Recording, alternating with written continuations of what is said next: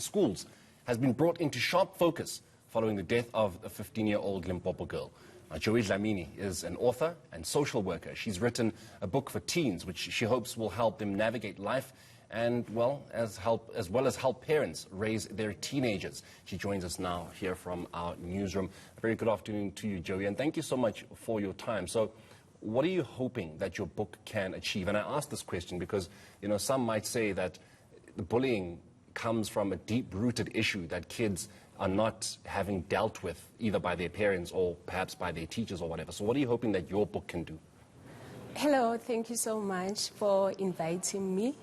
I'm hoping that this book will start conversations between parents and teens, because what I have observed is that most of the time when kids become teens, parents do not know how to support them and also how to help them.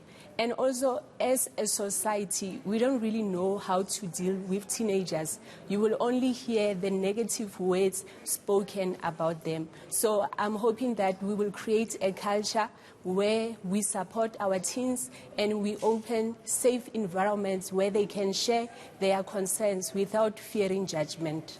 Do you believe that, you know, it will get the reception it should be getting from teenagers? Because, I mean, as you say, things get said about teenagers, about how wild they are, about how rebellious and unruly they are, and that they actually don't listen to any kind of authority. So do you feel like your book will receive, you know, will be received the way it should be by these teenagers that are so spoken ill of?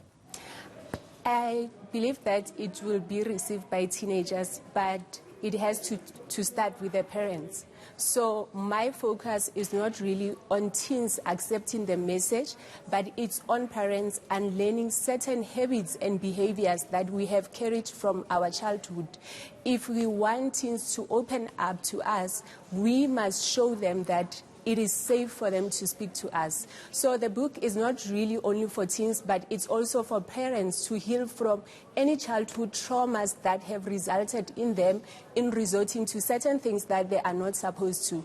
For example, during this week, we have seen how so many people were talking about violence when they wanted to resolve the issue of bullying. Many adults were saying that I would have hit that child, I would have killed, I would have done so many things. So it shows that there is something that is wrong with us as a society that we need to start working on before we can say to teens, you need to talk, you need to do 1, 2, 3. As a society, we need to go back to the basics. What are we believing? What makes us believe that violence is the solution, which in turn makes our kids feel that when they are not okay, they should resort to violence too? Joey, you're coming to me as Morana Mutupe and you're saying, here is a book that I feel that could assist you in how you approach your teenage child. And I say to you, who says I need to be taught how to, you know, father my own children? How do you respond to that? It's not really teaching you how to father your children. Some of us, we are leaders. As leaders, we still go to school. As leaders, we still learn how to be better leaders. It's not really teaching you, but it is supporting you and giving you tools and resources on how to do the role that you are already doing. And I believe that all of us need help. You can never arrive in this life. You always need someone else to help. Even, I think, in your career, you are always upskilling yourself. As much as you are a good presenter, you don't say, I've arrived, I'm not going to do anything more, no one can tell me anything. So I'm not teaching them, but I am supporting them and giving them a tool that they can use.